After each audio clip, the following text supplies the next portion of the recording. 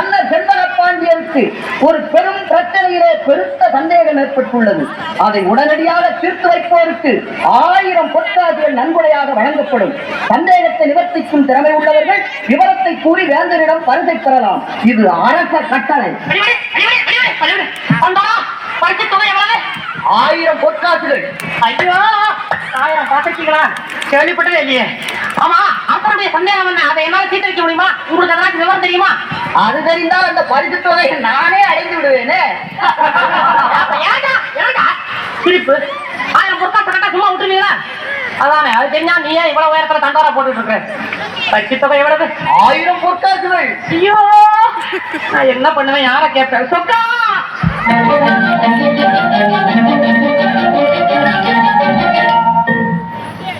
அப்பா, சொக்கா, அரசன் கொடுக்கிற 1000 பொண்ணு பரிசு எனக்கே கிடைக்கிற மாதிரி அருள் புரிய மாட்டியா? உன் காலம் விழுவாதே. தாயே மீனாட்சி, என்னையா கூப்பிட்டீங்களா? கூட்டப்போ பாத்தியா பாத்தியா மீனாட்சி, நான் கூப்பிடும் போதெல்லாம் மத்தவங்க தான் திரும்பி பாக்குறாங்க, நீ திரும்ப மாட்டேங்கிறியே. மீனாட்சி, என்ன மட்டும் வச்சு. ஐயோ ஐயோ, ஒரு காசா 2 காசா 1000 பொண்ணாச்சு, 1000 பொண்ணாச்சு. பார்த்து நமக்கு பாட்டுறது வரல. ஆமா, என் சந்தேகத்தையே தீர்க்கிறது வழிய காம நான் எப்படி அரசு சந்தேகத்தை தீர்த்து விட்டேன்? எனக்கு இல்ல வேற எவ்வளோ வச்சுட்டு போயிட போறோம்.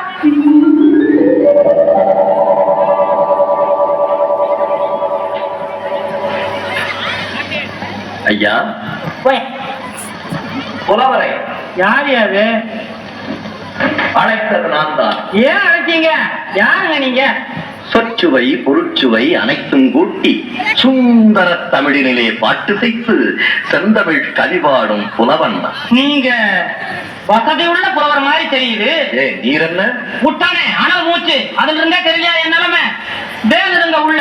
ஓஹோ, அதனால்தான் ஆண்டவரிடம் முறையிட்டு புலம்பிக் கொண்டிருந்தீரோ? ஆமா ஆமா, மனுஷன் கிட்ட சொல்லி ஒரு புண்ணியமும் இல்ல, ஆண்டவன் கிட்டதான் அழுது புலம்புறதுன்னு ஒரு முடிவுக்கு வந்துட்டேன். நீ புலம்பியது என் காதில் விழுந்தது. சரிதான், ஒளிஞ்சிருந்து ஒட்டு கேட்டு இருந்திருப்பீங்க. ஒட்டு கேட்கும் பழக்கம் எனக்கு இல்லை அப்பா. நான் உன் எதிரிலேயே இருந்தேன்.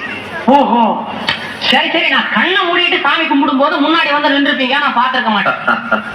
உண்மை, கண்மூடித்தனமாக இருப்பவர்களுக்கு நான் தென்படுவதில்லை. அட என்னங்க ரொம்ப கடவுள் மாதிரி பேசுறீங்க? அதுவும் உண்மை, நான் முற்றும் கடந்தவன்.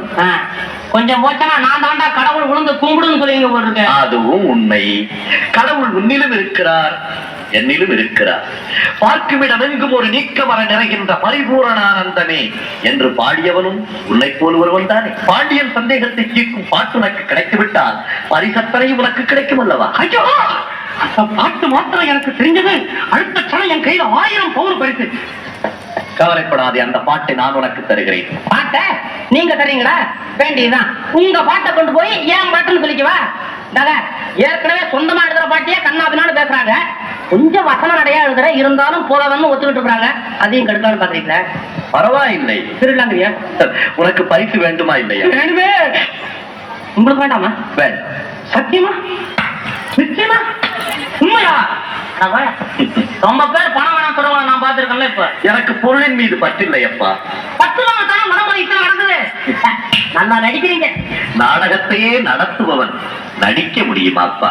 முடியுமா? என்னது? அந்த பரிசின் மீது எனக்கு பற்றில்லை, நீ வாங்கிக் கொள்ளு. இப்ப புரிஞ்சுதியா? புதுசா பாட்டு எழுதி பழகுறேன். அதை நேரம் எடுத்துட்டு போனா எப்படி வளர்ப்பானுங்களோ என்ன பண்ணுவானு பயந்து என்ன சொல்றேன். என் புலமை மீது உனக்கு நம்பிக்கை இல்லாவிட்டால் என்னை பரீட்சித்து பாரு. உனக்கு திறமை இருந்தால்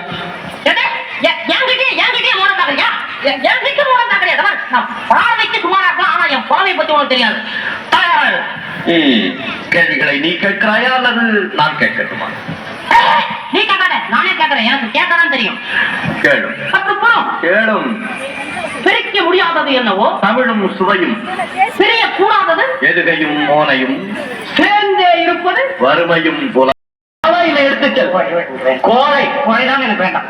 எனக்கு பயமா இருக்கிறதையா? எனக்கு பயமே ஜெயம். வெற்றி உனதே, பரிசு உனதே. போய் வா. கடவுள் மாதிரி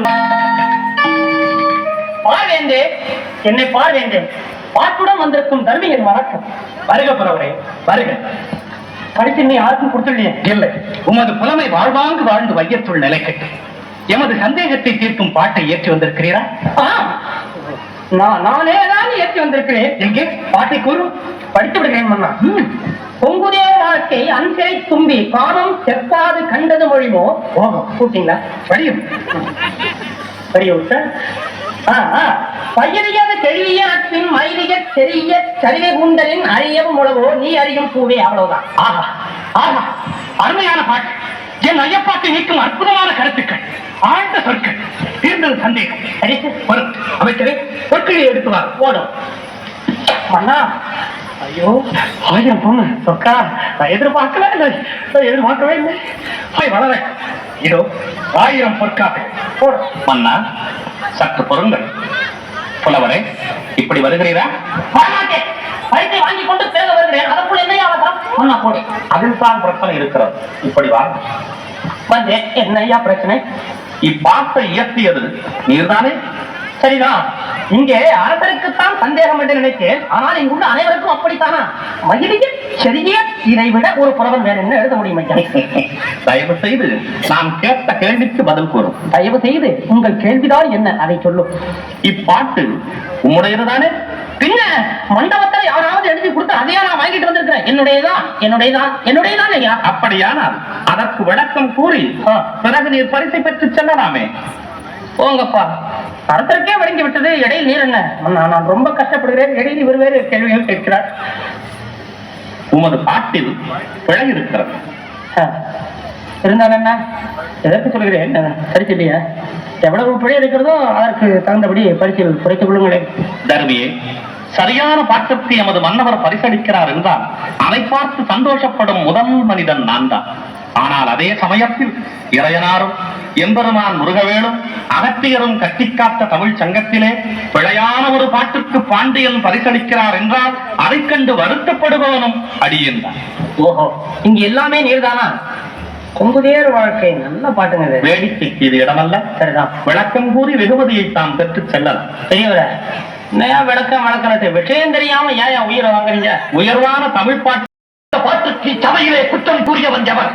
அவன் இவன் என்ற ஏகவசனம் வேண்டாம். அவையடக்கத்துடன் கேட்டால் அதற்கு தக்க பதில் கூறுவார்கள். அப்படியானால் மன்னரை விட மற்றவருக்கு இந்த அதிகாரம். இது அரச சபை என்று தமிழ் திருச்சபை. இங்கே சகலருக்கும் சம உரிமை. அதனால் தான் தருவி கொண்டு வந்த பாட்டிலே தவறு கண்டீர்களோ? பழுதுள்ள பாட்டா இருந்ததால் பரிசுக்கு அருகதை இல்லை என்று தடுத்து கூறியவன் நான் தான். யார் இந்த கிழவன்? தமிழ் சங்கத்தின் தலைமை புலவர் கீரனா? தமிழ்ச்சங்கத்தின் தலைவர் இந்த ஆணவத்திலே தான் பாட்டிலே குறை கண்டீரோ? என்ன குற்றம் கண்டீர்? கீரன் என் பாட்டிலே குற்றம் கூறுகிறாரா? கூறும் கூறும் கூறி பாரும். புலவர்களே, சாந்தமாக உரையாடுங்கள். புலமைக்கு சட்டை தேவைதான், ஆனால் அது சண்டையாக மாறிவிடக் கூடாது. சண்டையும் சச்சரவும் புலவர்களின் பரம்பரை சொத்து.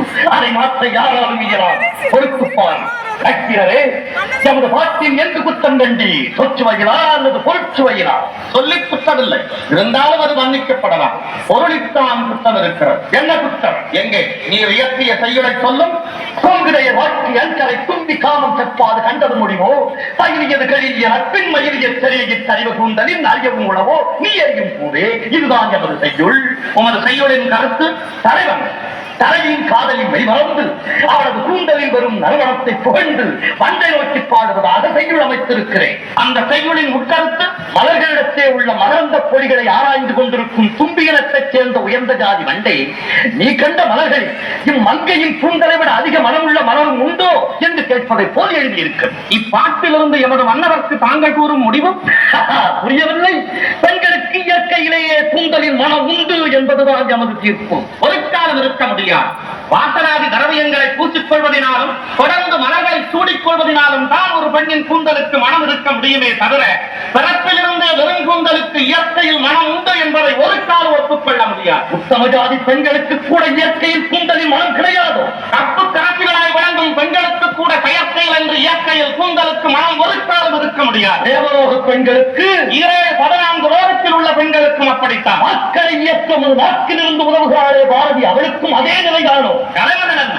நான் அன்றாடம் வழிபடும் ஈசனுக்கு இடப்பக்கம் அமர்ந்திருக்கிறாளே அன்னை மகனவள் உமையவள், அவளுக்கும் அதே விதிப்படித்தான். உண்மையாக நிச்சயமாக எனது தமிழின் மீது ஆணையாக, எனது தமிழ் புலமை மீது ஆணையாக. நக்கீரா, நன்றாக என்னை பார். நான் எழுதிய தமிழ் பாட்டு குற்றமா?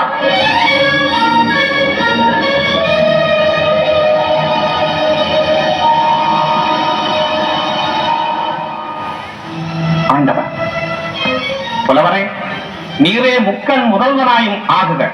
உமது நெற்றியில் முருகன் காட்டிய போதிலும் உமது உடம்பெல்லாம் கண்ணாக்கி துட்ட போதிலும் குற்றம் குற்றமே. நெற்றிக்கண் திறப்பினும் குற்றம் குற்றமே. அங்கம் புழுதிபட அருவாளி நெய் பூசி பங்கம் படவர் ரெண்டு கால் பரப்பி சங்கதன கீரன அறுக்கும் அக்கிரனோ எம் கவியை ஆய்ந்து சொல்லத்தக்கவன். தங்கருப்ப ரெங்ககுலம் சங்கரனார் கேதுகுலம் தங்கை அறிந்துண்டு வாழ்வோம். அரணே உன்போல் இறந்துண்டு வாழ்வதில்லை.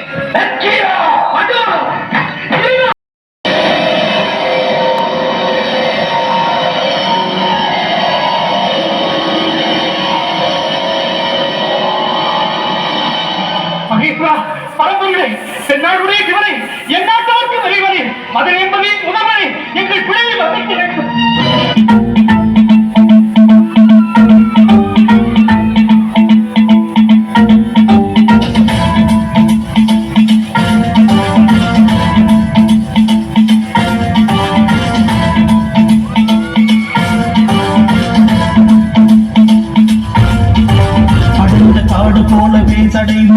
புண்டவன் சுழன்று ஓடும் நாகம் தன்னை தலையிலே முடிந்தவன் டமடமயன முடங்கு முடுக்க சத்தம் கேட்டிட ஆண்டவத்தை ஆடுவா சிவனருளை புரியவா சிவம் சிவம் சிவம். பூமியை சுமந்தவா பிறையணி அழகனே பொன்னிறத்தில் மேடி கொண்ட கங்கையணி சடையனே கார்முகில் நிறைந்த இரவின் நிறத்தில் கழுத்து கொண்டனே ஈஸ்வரா மகேஸ்வரா உங்கள் பாகம் போற்றியே. கங்கை நதியின் கரையிலே என் பாவம் நீங்கி வாழவே கண்ணிமைக்கும் நொடியிலும் நமசிவாய சொல்லுவேன். மதிசூடி கதியருள மகேஸ்வரா வருகவே. சங்கடங்கள் போற்றிடும் சங்கரனே போற்றியே. சங்கடங்கள் போற்றிடும் சங்கரனே போற்றியே. சங்கடங்கள் போற்றிடும் சங்கரனே போற்றியே. சங்கடங்கள் போற்றிடும் சங்கரனே போற்றியே.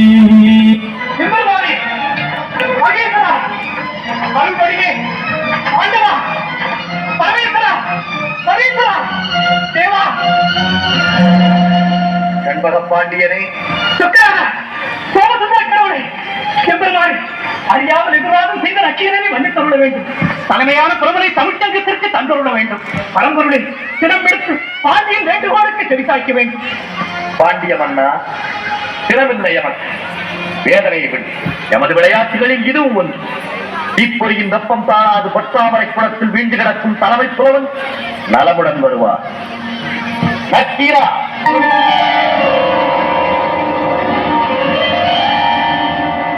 ஆண்டவா இறைவா எம்பெருமான் மொழியும் நீயே உலகமும் நீயே வாழியும் நீயே வாழவும் நீயே மூவரும் நீயே முன்னேறி நீயே தேவரும் நீயே தீர்த்தமும் நீயே. முக்கண் முதல்வனே முத்தமிழ்ச்சங்கத்தின் தலைவனே மூலப்பொருளை அமிழ்தெழுமிய தமிழ் மொழி என்பால் யான் கொண்டுள்ள பற்றின் காரணமாக செய்யுளின் பொருட்குற்றம் ஏற்படலாகாதே என்று எதிர்வாதம் செய்துவிட்டு ஐயனே இச்சிறியனை மன்னியுங்கள் தவறு இருந்தால்.